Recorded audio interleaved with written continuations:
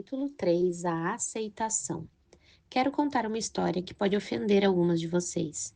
Espero que não seja ofensiva demais, mas de fato já fui acusada algumas vezes de ser insensível a respeito do fato de ter tido dois maridos que morreram. Então, não quero parecer insensível, mas estou certa de que vocês todas percebem que o assunto dessas nossas conversas é muito pesado. E eis aqui uma história que se encaixa muito bem nesse tópico específico. Alguns anos atrás houve um incidente. Lars e eu estávamos em Birmingham, Alabama. Era um café da manhã e Lars estava procurando o lugar em que lhe fora reservado. E lá estava uma senhorinha marcando os lugares de cada convidado nas diversas mesas. Ele e ela conversavam para lá e para cá. Não havia mais ninguém no salão naquele momento. E de repente ela se virou para ele e perguntou: Por sinal, qual é o seu nome? E ele respondeu: Bem, eu também sou um Elliot. Ela olhou para ele e disse: Você é o marido da palestrante? E ele respondeu: Sim. E ela disse: Ora, que estranho. Quero dizer, achei que eles tinham me dito que você tinha outro sobrenome. E ele disse: Bem, na verdade eu tenho. Meu sobrenome é Green. E continuou: Sabe, eu sou o terceiro marido dela. Então o semblante dela mudou e ela disse: Puxa vida, mas nós só temos um lugar reservado. Ela estava falando muito sério. E Lars disse: Acredito que a senhora não precise se preocupar com isso. Os outros dois estão mortos. Não acho que eles vão aparecer.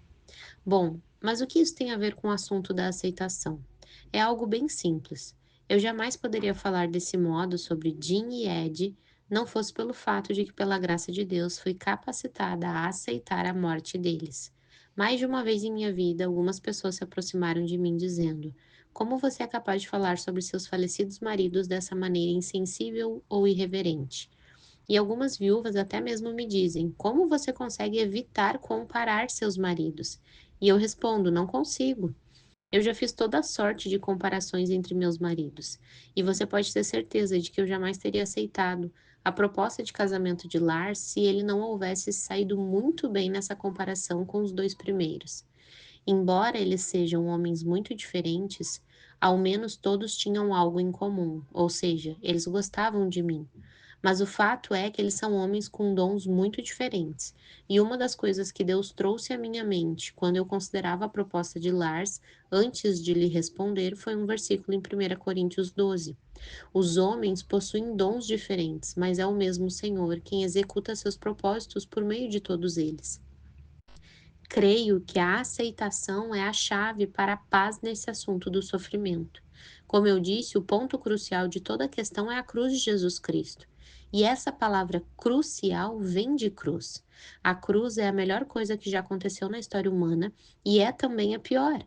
Aqui no seu amor, a Escritura nos diz: não que tenhamos amado a Deus aqui no seu amor, mas que nós tenhamos amado a Deus, mas ele nos amou e a si mesmo se entregou, não aqui no seu amor, entregou a sua vida por nós.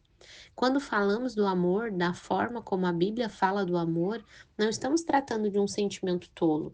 Não estamos falando de uma emoção, de uma disposição de humor ou de uma paixão. O amor de Deus não é um sentimento meramente.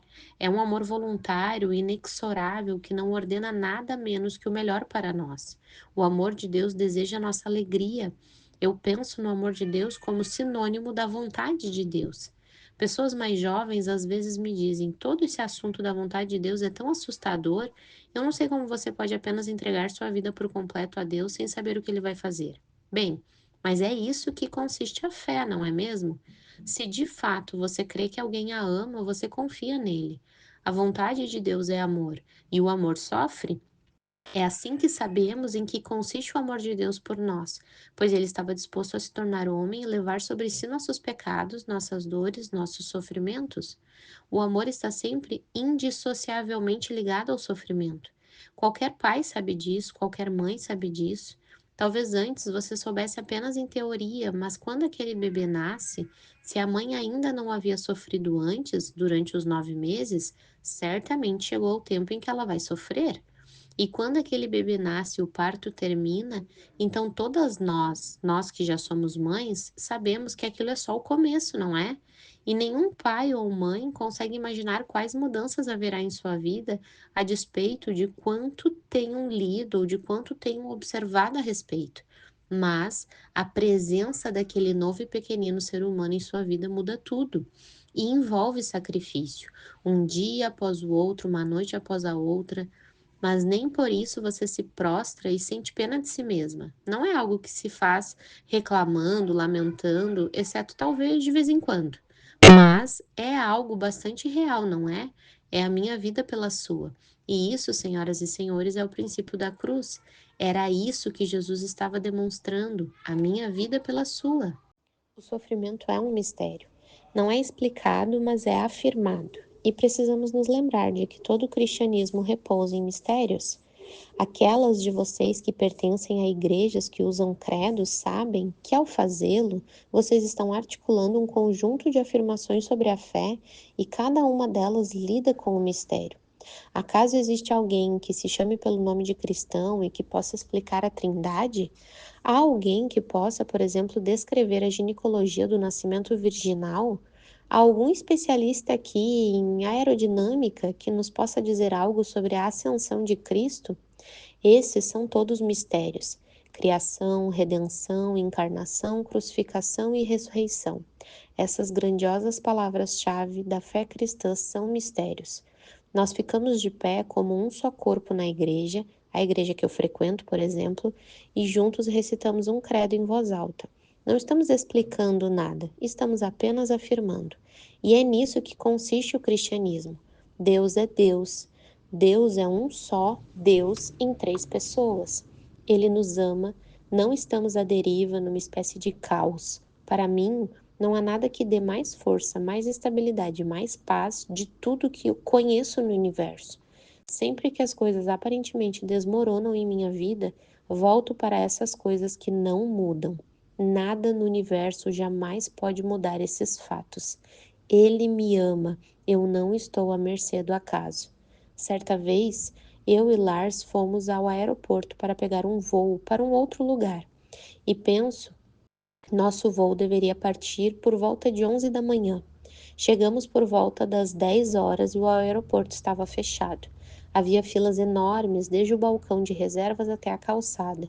Você não conseguia sequer passar pelas portas giratórias e entrar no aeroporto de Boston. Disseram-nos que todos os voos haviam sido cancelados e que as companhias não estavam assumindo a responsabilidade pela remarcação das passagens.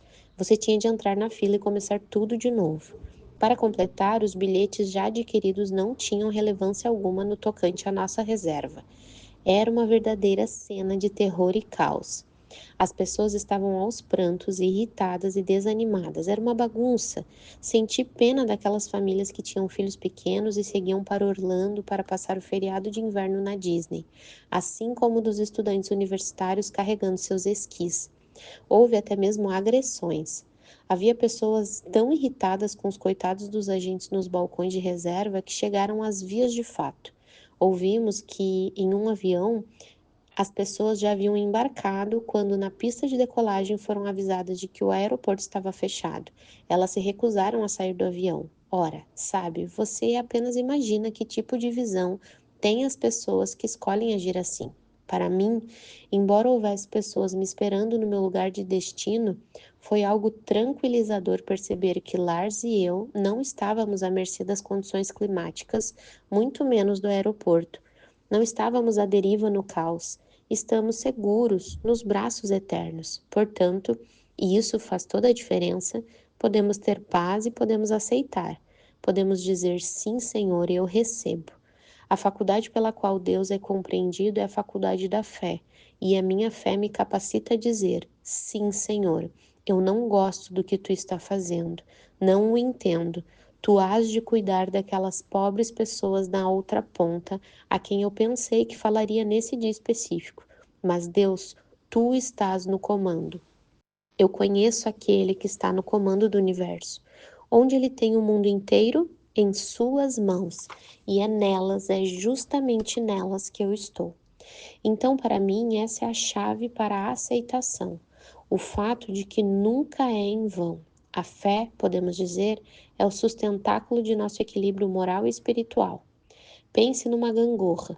O sustentáculo é o ponto no qual a gangorra se apoia, e meu equilíbrio moral e espiritual depende daquela firmeza de fé.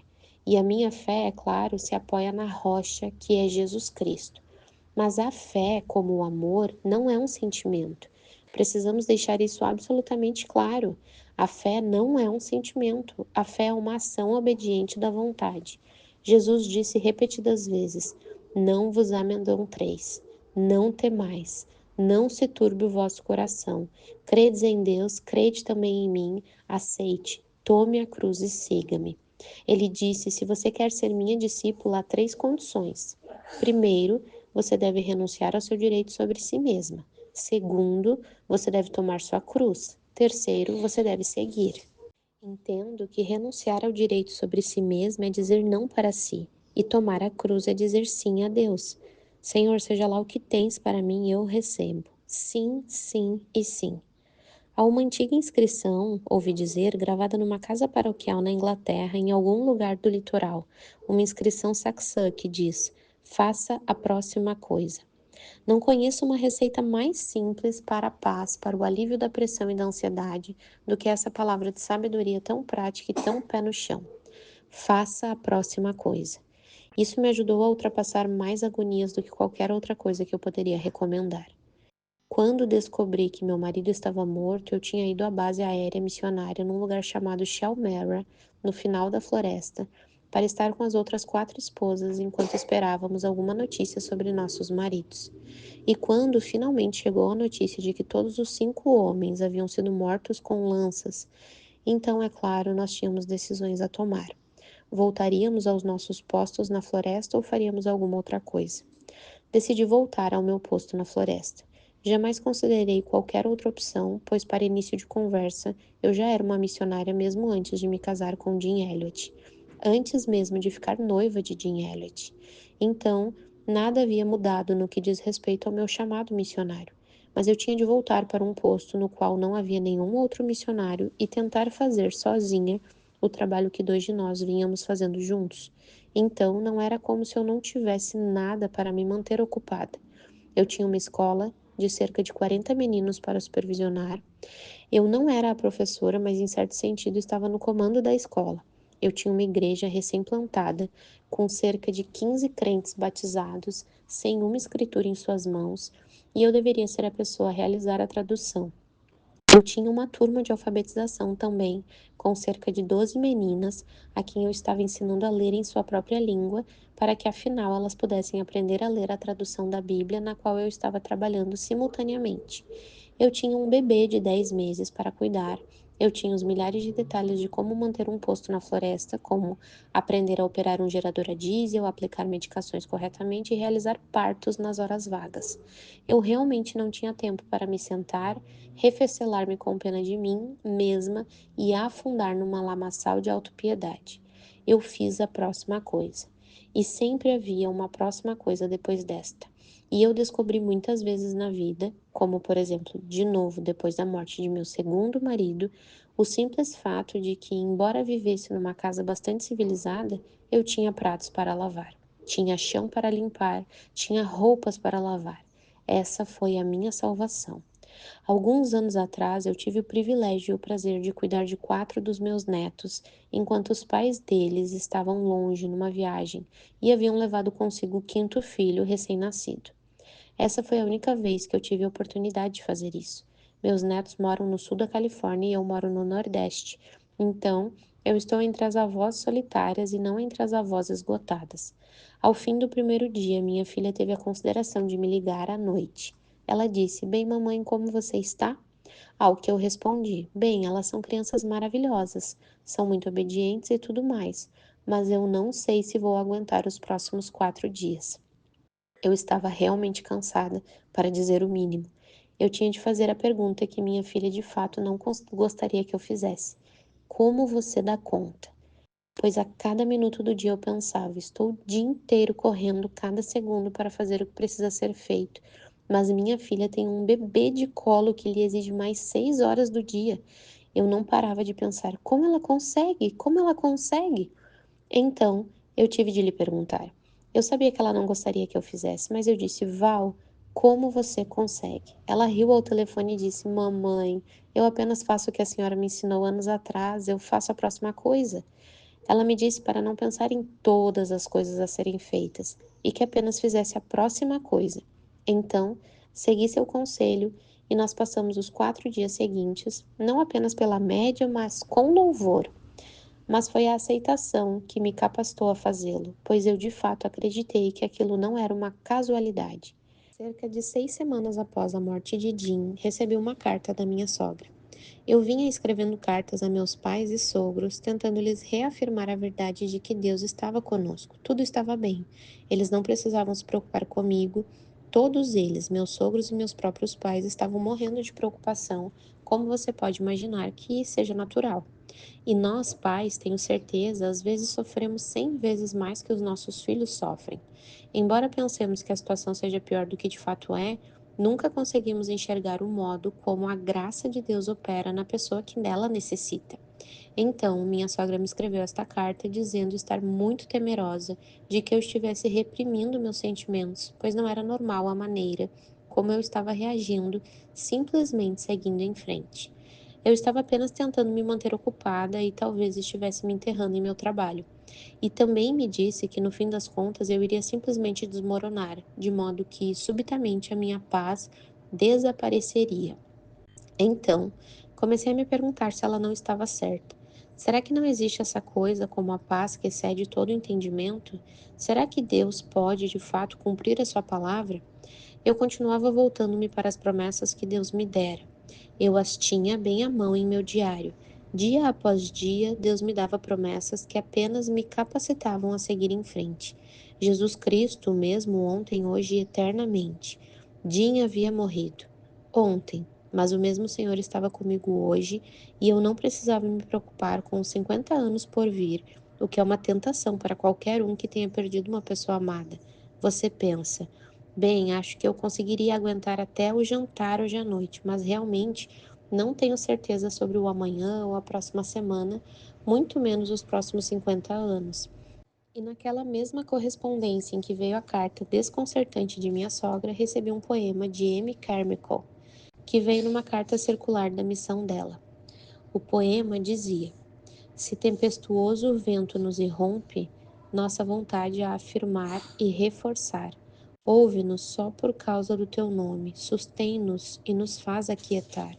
Como inabaláveis os montes se mantêm pelos incontáveis anos de pressão, em tua destra esperamos, nós também, na quietude e firmeza da tua mão. Bem, isso soa bastante forte e corajoso, não?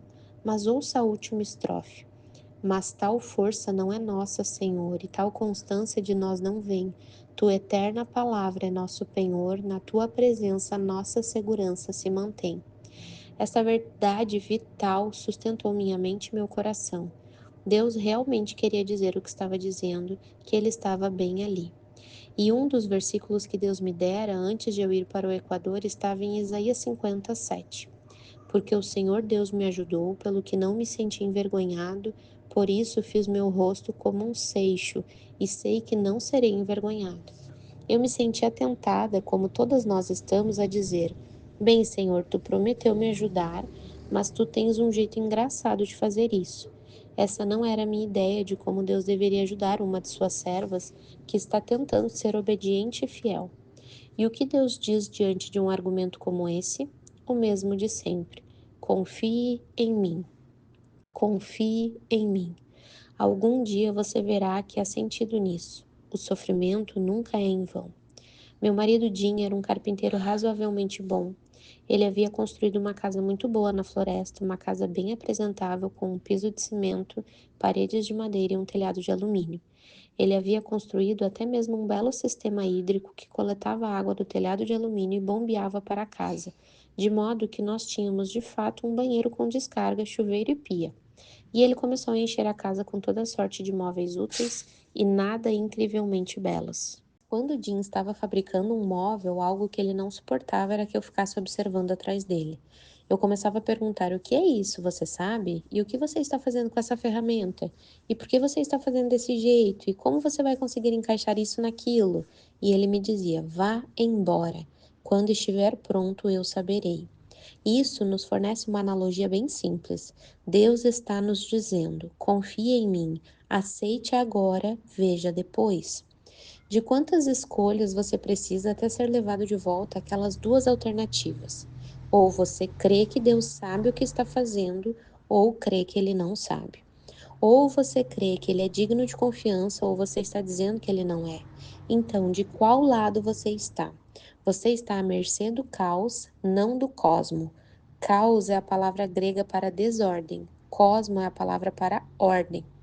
Ou nós estamos vivendo num universo ordenado, ou estamos tentando criar a nossa própria realidade. A aceitação é um ato voluntário e deliberado. Deus estava me dando algo para fazer. A próxima coisa a fazer era: sim, Senhor, aceite. E essa é a chave para a paz.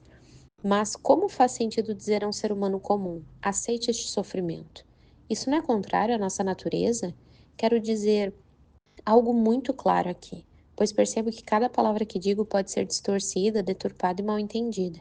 Quero fazer o possível para esclarecer ao máximo o que eu quero dizer por aceitar. Não estou falando de coisas que possam ser mudadas e ou que devem ser mudadas. Há algumas coisas que podem ser mudadas, mas não devem ser. Por exemplo, um querido jovem rapaz que eu conhecia decidiu largar sua esposa e seus dois filhos quando o segundo tinha apenas uma semana de idade. E ele foi até o fim e fez isso, apesar de todos os conselhos do contrário. Alguns anos depois indaguei a ele por quê, e ele respondeu que não estava dando certo. Eu ouço isso por todos os lados, todos nós ouvimos, não é? Sabemos que isso está acontecendo em vários lugares. Surge uma situação que nós achamos que deve ser mudada e nós concluímos que essa é a coisa certa a fazer. Você só precisa se livrar dela, pois é um caso de incompatibilidade de gênio.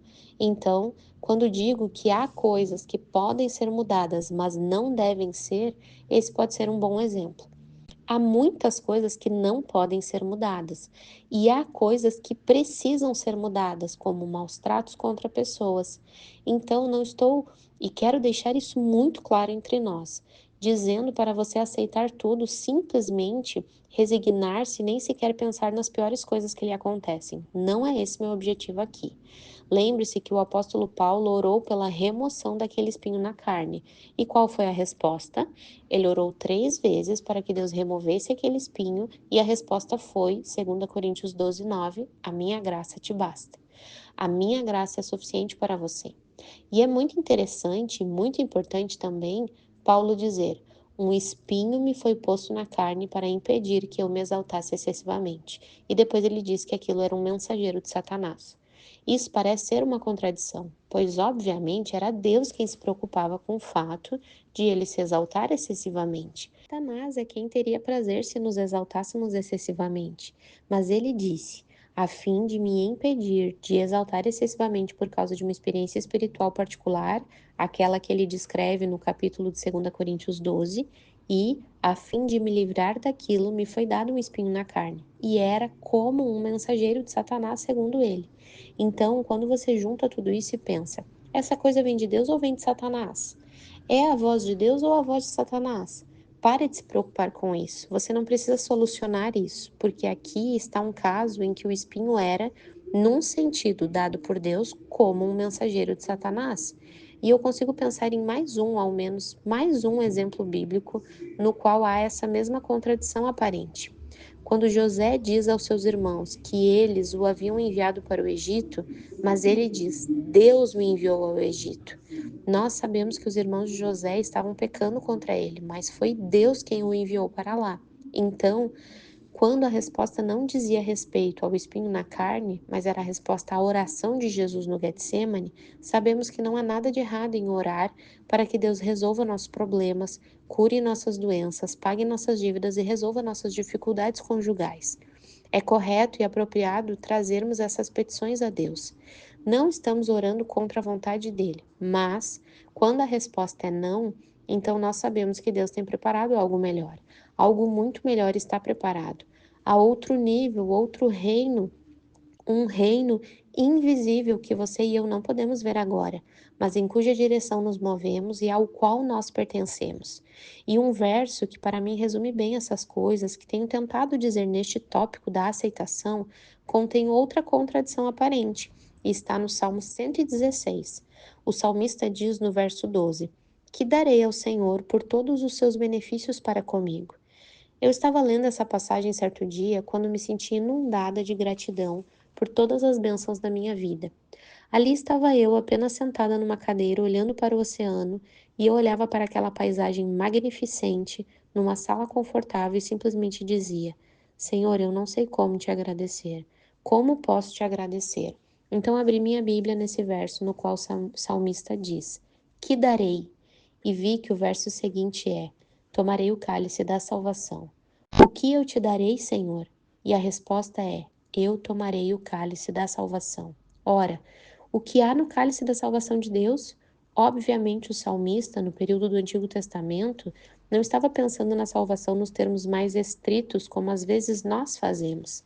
Seja lá o que estiver no cálice de Deus, Ele está me oferecendo dor, tristeza, sofrimento, lamento, como também superabundantes alegrias, estou disposta a tomar, pois eu confio nele, porque sei que o que Deus quer para mim é sempre o melhor, e eu receberei tudo isso em seu nome. Preciso de momentos de dor, porque Deus tem algo mais grandioso em mente. Nunca é em vão. E por isso eu digo, Senhor, em nome de Jesus, por tua graça, eu os aceito.